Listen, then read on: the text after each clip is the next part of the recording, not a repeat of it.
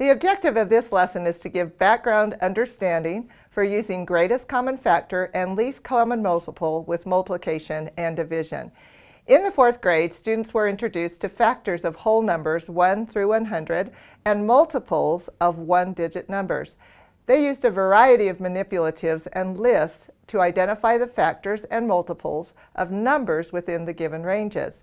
Now in this chapter, students will use a pair of T-charts along with their understanding of multiplication and division to find the greatest common factor of two whole numbers in the range of 1 to 100.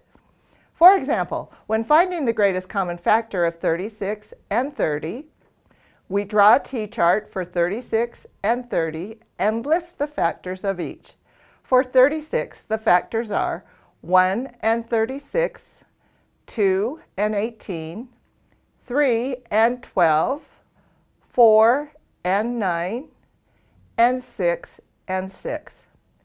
For 30, the factors are 1 and 30, 2 and 15, 3 and 10, and 5 and 6. We look for the largest common factor among the two lists, and that would be 6. Students will also use a pair of lists and their understanding of multiplication and division to find the least common multiple of two whole numbers within the range of 1 to 12. When finding the least common multiple of 5 and 8, we list multiples of both 5 and 8.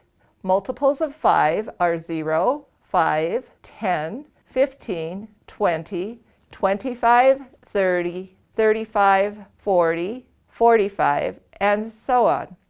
Multiples of 8 are 0, 8, 16, 24, 32, 40, and 48. If we look at both lists, the least common multiple is 40. The benefit for students using lists of factors and multiples is it reinforces number facts and supports the meaning of the terms as they see directly they are finding the greatest common factor and least common multiple. In preparation for students' work with expressions and equations containing variables, they will use the greatest common factor to rewrite an expression with two addends by using the common factor as a multiplier of a sum of two whole numbers. For example, when adding 12 plus 20, 12 has the factors of 1 and 12, 2 and 6, and 3 and 4. 20 has the factors of 1 and 20, 2 and 10, and 4 and 5. Since the greatest common factor of 12 and 20 is 4, we use that as the multiplier. 4 times 3 plus 4 times 5, or 4 times 3 plus 5. The objective of this lesson was to give background understanding for using greatest common factor and least common multiple with multiplication and division.